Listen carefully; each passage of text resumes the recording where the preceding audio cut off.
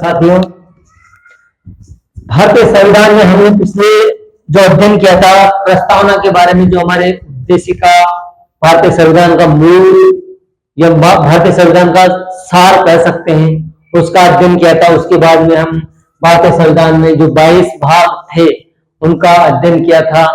एग्जामों के लिए सबसे महत्वपूर्ण है कि हम बाहरी थोड़ा थोड़ा हमें नॉलेज होना चाहिए कि संविधान में कितने भाग है, कौन सा भाग में क्या है, ये नॉलेज होना चाहिए। और आज हम अध्ययन करेंगे भारतीय संविधान में अनुसूचियां कितनी है। तो साथियों, अनुसूचियों की संख्या वर्तमान में 12 अनुसूचियां है। ये 12 अनुसूचियां दे रखी हैं।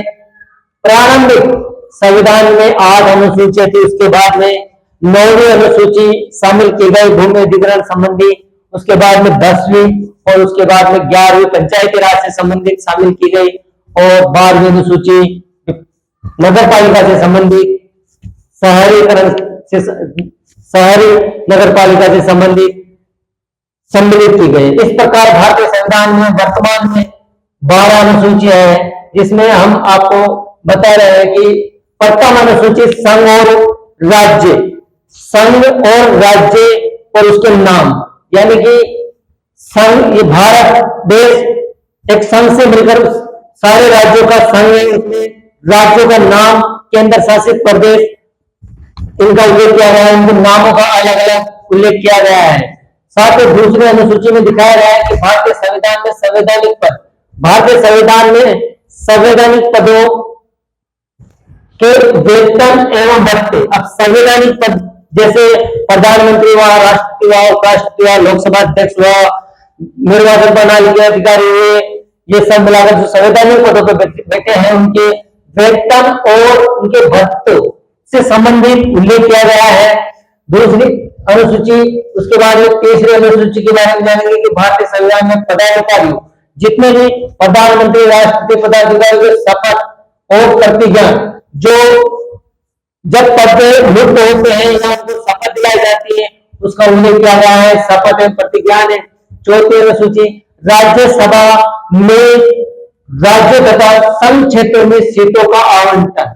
चौथी अनुसूची में उल्लेख है भारतीय संविधान में कि राज्यसभा, भारतीय जो भारत का संघ है, लोकसभा, राज्यसभा और राष्ट्रपति, तीन से मिलकर जो चलती है कार्यपालिका, न्यायपालिका, व्यवस्था, उसमें राज्यसभा की सीटों का राज्यों में जो विभाजन कर रखा है उनका उल्लेख है, किस राज्य में कितना है। तो राज्यसभा की सीटों का उल्लेख राज्य और केंद्र शासित प्रदेशों में कर रखा है, इसका उल्लेख चौथी अनुसूची में दिया गया है।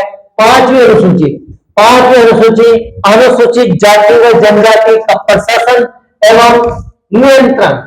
साथियों, पांचवी अनुसूची अनुसूचित जाति व जनजाति का जो क्षेत्र है उनके बारे में उल्लेख किया गया है कि उनका प्रशासन और नियंत्रण, उनको क्या क्या सुविधाएं दे रखी है, उनके बारे में उल्लेख है।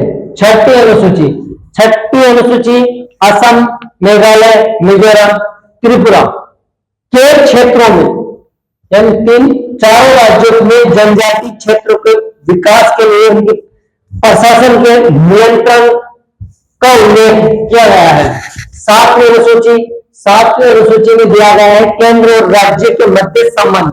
अब ये केंद्र और राज्य के मध्य संबंध जैसे वित्त विभाग का हुआ, जो भी टैक्स संबंधित हुआ, जो भी है उनका संबंध केंद्र और राज्य के मध्य, बजट जैसे राज्य को कितना दिया जाता है, क्या दिया जाता है, पृथक्करण किया जाता है, अलग अलग इनको जैसे सत्ता दी जाती है, राज्य को अलग से दी जाती है और केंद्र के पास अलग होती है।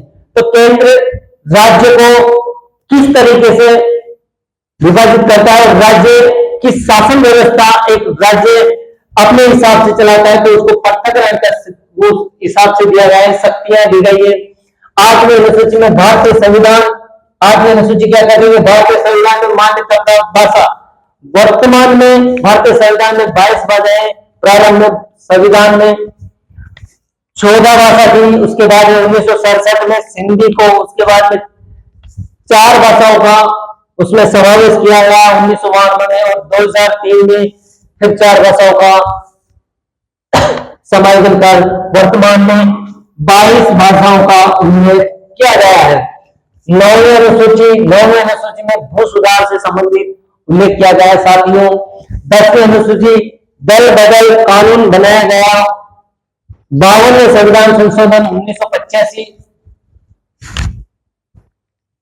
के समय में 10वीं अनुसूची कोई भी दल अगर किसी पार्टी से जीत कर दूसरी पार्टी में चला जाता था तो उसके लिए 52वां संविधान संशोधन किया गया 1985 में।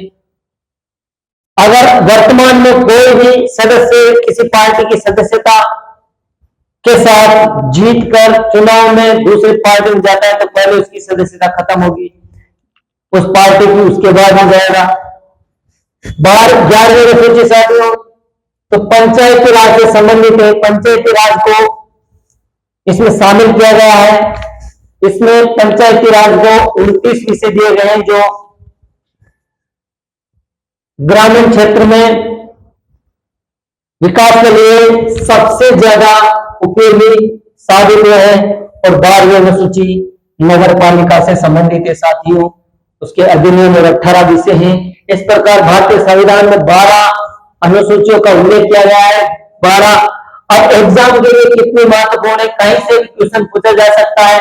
आपसे क्वेश्चन पूछा जा सकता है कि दल बदल से संबंधित कौन सी अनुसूची में है, राज्य और केंद्र के मध्य जो शक्तियां है उसका विभाजन कौन सी अनुसूची में किया गया है, या राज्यसभा की सीटों का बंटवारा कौन से अनुसूची में किया गया है। क्वेश्चन कहीं से भी पूछा जा सकता है, लेकिन आपको ये 12 अनुसूचियां हैं, कम से कम इनका बाहरी नॉलेज आपको होना जरूरी है। तो साथियों आशा करता हूं आपको समझ में आएगा। अगर समझ में आया है तो लाइक करना,